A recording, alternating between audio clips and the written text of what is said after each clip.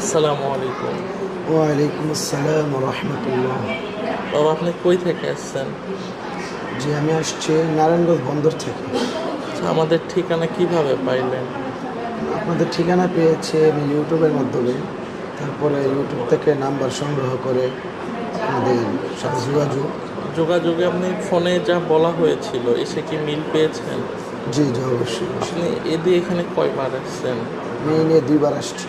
আচ্ছা, আপনি আমাদের ট্রিটমেন্ট নেওয়ার পরে এখন বর্তমানে আপনার যে রোগী সে কেমন আছে?